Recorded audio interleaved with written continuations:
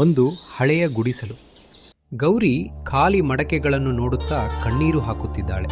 ಸೋಮಣ್ಣ ಕೊಡಲಿ ಹಿಡಿದು ನಿಂತಿದ್ದಾನೆ. ನೋಡಿ, ಈ ಖಾಲಿ ಮಡಿಕೆಗಳನ್ನು ನೋಡಿ ನನ್ನ ಹೊಟ್ಟೆ ಉರಿಯುತ್ತಿದೆ. ಊರಿನಲ್ಲೆಲ್ಲ ಹಬ್ಬದ ಸಡಗರ, ನೆರೆಹೊರೆಯವರು ಹೊಸ ಬಟ್ಟೆ ಹಾಕೊಂಡು ಓಡಾಡುತ್ತಿದ್ದಾರೆ. ಆದ್ರೆ ನಮ್ಮ ಮನೆಯಲ್ಲಿ ಒಲೆ ಉರಿದು 3 ದಿನವಾಯಿತು. ಹಗಲಿರುಳು ಕಾಡಿನಲ್ಲಿ ಮರ ಕಡಿಯುತ್ತೀರಿ, ಆದ್ರೆ ನಮಗೆ ನೆಮ್ಮದಿಯ 2 ತುತ್ತು ಅನ್ನವಿಲ್ಲ. ಈ ದರಿದ್ರ ಜೀವನ ಸಾಕಾಗಿ ಹೋಗಿದೆ. ಸೋಮಣ್ಣ ಬೇಸರದಿಂದ ಅವಳನ್ನು ಸಮಾಧಾನ ಮಾಡುತ್ತಾ, ಗೌರಿ, ನನ್ನ ಕಷ್ಟ ನಿನಗೆ ಕಾಣುವುದಿಲ್ಲವೇ? ಸೂರ್ಯ ಹುಟ್ಟುವ ಮುನ್ನವೇ ಕಾಡಿಗೆ ಹೋಗಿ ಮೈ ಮುರಿದು ದುಡಿಯುತ್ತೇನೆ. ಕಾಲ ಕೆಟ್ಟಿದೆ ನಿಜ, ಆದರೆ ದೇವರ ಮೇಲೆ ಭಾರ ಹಾಕೋಣ. ಕಷ್ಟಪಡುವವನಿಗೆ ಒಂದಲ್ಲ ಒಂದು ದಿನ ಒಳ್ಳೆಯದಾಗುತ್ತದೆ. ಸ್ವಲ್ಪ ತಾಳ್ಮೆ ಇರಲಿ ಗೌರಿ. ನಿಮ್ಮ ಈ ತಾಳ್ಮೆಯ ಮಾತುಗಳನ್ನ ಕೇಳಿ ಕೇಳಿ ನನ್ನ ಕಿವಿ ಕಿವುಡಾಗಿದೆ. ಬರೀ ಮರ ಕಡಿದ್ರೆ ಹೊಟ್ಟೆ ತುಂಬುವುದಿಲ್ಲ. ಪೇಟೆಗೆ ಹೋಗಿ ಬೇರೆ ಯಾವ್ದಾದ್ರೂ ಕೆಲಸ ಹುಡುಕಿ. ಅದೇ ಸಮಯಕ್ಕೆ ಗುಡಿಸಲಿನ ಬಾಗಿಲಲ್ಲಿ ಒಬ್ಬ ವಯಸ್ಸಾದ ಸಾಧು ಬಂದು ನಿಲ್ಲುತ್ತಾನೆ. ಮುಖದಲ್ಲಿ ಕಳೆ, ಆದರೆ ಆಯಾಸದಿಂದ ಬಳಲಿದ್ದಾನೆ. ಮಗು, ಈ ಸುಡು ಬಿಸಿಲಿನಲ್ಲಿ ಬಾಯಾರಿಕೆ ಜೀವ ಹಿಂಡುತ್ತಿದೆ. ಗಂಟಲು ಒಣಗಿದೆ. ಕುಡಿಯಲು ಸ್ವಲ್ಪ ನೀರು ಸಿಗಬಹುದೇ? ಒಳಗೆ ಬನ್ನಿ ಸ್ವಾಮಿ. ನಿಮಗೆ ಊಟ ಹಾಕುವಷ್ಟು ಶಕ್ತಿ ಈ ಬಡವನಿಗಿಲ್ಲ. ಮನೆಯಲ್ಲಿ ಒಂದು ಕಾಳೂ ಇಲ್ಲ, ಆದರೆ ತಂಪಾದ ನೀರು ಖಂಡಿತ ಕೊಡುತ್ತೇನೆ. ಸೋಮಣ್ಣ ಮಡಕೆಯಿಂದ ತಂಪಾದ ನೀರು ತಂದು ಕೊಡುತ್ತಾನೆ. ಸಾಧು ನೀರನ್ನು ಕುಡಿದು ಮುಖದಲ್ಲಿ ಮಂದಹಾಸದೀರುತ್ತ, ನಿನ್ನ ಕರುಣೆ ನನ್ನನ್ನು ಗೆದ್ದಿದೆ ಸೋಮಣ್ಣ. ನೀನು ಹಸಿವಿನಲ್ಲಿದ್ದರೂ ಅತಿಥಿ ಸತ್ಕಾರ ಮರೆಯಲಿಲ್ಲ. ನಿನ್ನ ಒಳ್ಳೆಯ ಗುಣಕ್ಕೆ ನಾನು 3 ಅದ್ಭುತ ವರಗಳನ್ನು ಕೊಡುತ್ತೇನೆ. ನಿನಗೆ ಏನು ಬೇಕೋ ಕೇಳಿಕೋ. ಸ್ವಲ್ಪ ಯೋಚಿಸಿ ತನ್ನ ಬುದ್ಧಿ ಉಪಯೋಗಿಸುತ್ತ, ಸ್ವಾಮಿ, ನನಗೆ ದೊಡ್ಡ ಅರಮನೆ, ಹಣ ಬೇಡ. ಒಂದು, ನನ್ನ ಮೊದಲ ವರ, ನನ್ನ ಈ ಹಳೆಯ ಕೊಡಲಿಯನ್ನು ಮುಟ್ಟಿದವರು ನಾನು ನಿಲ್ಲಿಸು ಎನ್ನುವವರೆಗೂ ಮರ ಕಡಿಯುತ್ತಲೇ ಇರಬೇಕು. ನೊಂದು, ನನ್ನ 2ನೇ ವರ, ನಮ್ಮ ಮನೆಯಲ್ಲಿರುವ ಈ ಮರದ ಕುರ್ಚಿಯ ಮೇಲೆ ಕುಳಿತವರು ನನ್ನ ಅಪ್ಪಣೆಯಿಲ್ಲದೆ ಏಳಲು ಸಾಧ್ಯವಾಗಬಾರದು. ನನ್ನ ಕೊನೆಯ ವರ, ನನ್ನ ಈ ಹಳೆಯ ಚೀಲದೊಳಗೆ ಹೋದದ್ದು ನಾನು ತೆಗೆಯುವವರೆಗೂ ಹೊರಬರಬಾರದು.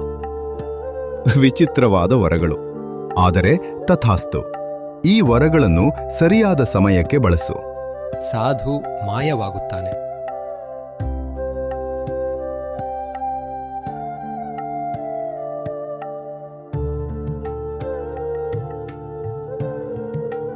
ಗೌರಿ ಈ ವರಗಳ ಬಗ್ಗೆ ಕೇಳಿ ರೇಗುತ್ತಾಳೆ.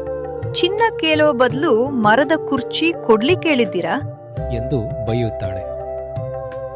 ಸೋಮಣ್ಣ ಬೇಸರದಿಂದ ಕಾಡಿಗೆ ಹೋಗಿ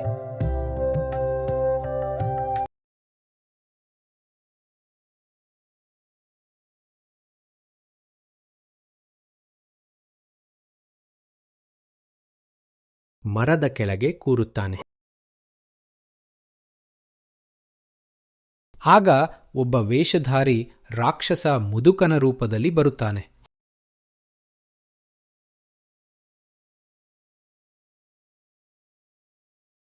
ಏಕೋ ಸೋಮಣ್ಣ, ಬಡತನದಿಂದ ಬೇಸತ್ತಿದ್ದೀಯಾ? ನಿನ್ನ ಹೆಂಡತಿಯ ಬೈಗುಳ ಕೇಳಿ ಬೇಜಾರಾಗಿದೆಯಾ? ನನ್ನ ಬಳಿ ನಿನಗೊಂದು ಉಪಾಯವಿದೆ. ನಾನು ನಿನಗೆ 3 ಚಿನ್ನದ ಗಡಿಗೆಗಳನ್ನು ಕೊಡುತ್ತೇನೆ. 1 ವರ್ಷ ನೀನು ಮತ್ತು ನಿನ್ನ ಹೆಂಡತಿ ರಾಜನಂತೆ ಬದುಕು. ಆದರೆ ಒಂದು ಷರತ್ತು, ಮುಂದಿನ ವರ್ಷ ಇದೇ ದಿನ ನೀನು ನನ್ನ ಗುಲಾಮನಾಗಿ ಪಾತಾಳ ಲೋಕಕ್ಕೆ ಬರಬೇಕು.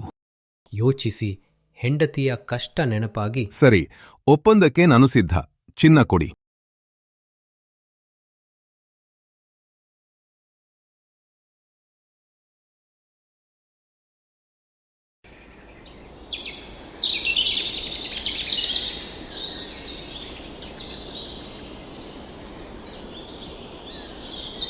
ಸೋಮಣ್ಣ ಚಿನ್ನ ತಂದು ಹೊಸ ಮನೆ ಕಟ್ಟಿಸುತ್ತಾನೆ.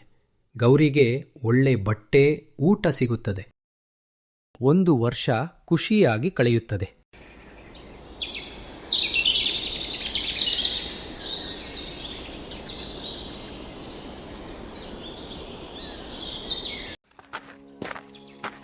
ಒಂದು ವರ್ಷದ ನಂತರ ರಾಕ್ಷಸ ತನ್ನ ಅಸಲಿ ಭಯಾನಕ ರೂಪದಲ್ಲಿ ಬರುತ್ತಾನೆ.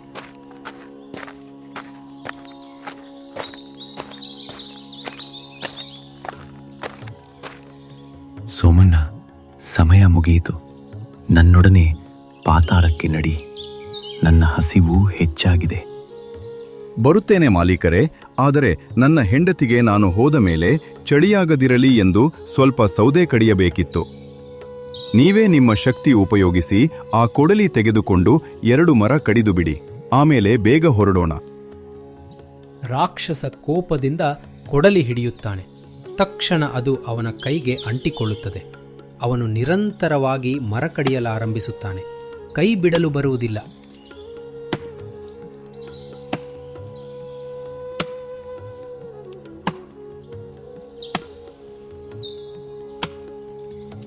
ರಾಕ್ಷಸ ಒದ್ದಾಡುತ್ತಾ ಬೆವರುತ್ತಾ, ಅಯ್ಯೋ, ಇದೇನು ಮಾಯೆ! ನನ್ನ ಕೈ ನಿಲ್ಲುತ್ತಿಲ್ಲ. ನನ್ನನ್ನು ಬಿಡಿಸು ಸೋಮಣ್ಣ, ನನ್ನ ಕೈ ಮುರಿಯುತ್ತಿದೆ. ನಾನು ನಿನಗೆ ಇನ್ನೂ 5 ಚಿನ್ನದ ಗಡಿಗೆ ಕೊಡುತ್ತೇನೆ. ದಯವಿಟ್ಟು ಬಿಡಿಸು. ನಾನು ಮುಂದಿನ 2 ವರ್ಷ ನಿಮ್ಮ ಊರಿನ ಕಡೆಗೆ ಬರುವುದಿಲ್ಲ. ಸರಿ, ಹಾಗಾದರೆ ಒಪ್ಪಂದ ಪಕ್ಕ. ಕೊಡಲಿಗೆ ನಿಲ್ಲಲು ಆದೇಶಿಸುತ್ತಾನೆ. ರಾಕ್ಷಸ ಪ್ರಾಣ ಉಳಿಸಿಕೊಂಡು ಓಡಿ ಹೋಗುತ್ತಾನೆ.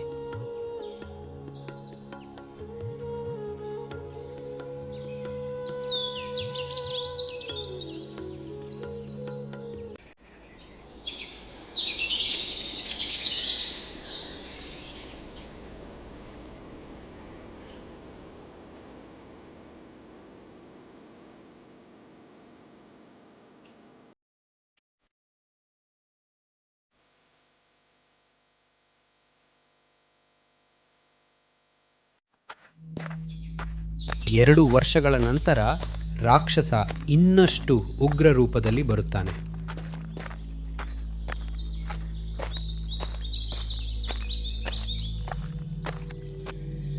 ಈ ಬಾರಿ ನಿನ್ನ ಯಾವ ಮಾತಿಗೂ ನಾನು ಮರುಳಾಗುವುದಿಲ್ಲ. ಯಾವುದೇ ವಸ್ತು ಮುಟ್ಟುವುದಿಲ್ಲ. ಈಗಲೇ ಎದ್ದು ನಡಿ. ಅಯ್ಯೋ ಮಾಲೀಕರೇ, ಕೋಪ ಬೇಡ. ಇಷ್ಟು ದೂರದಿಂದ ಬಂದಿದ್ದೀರಿ.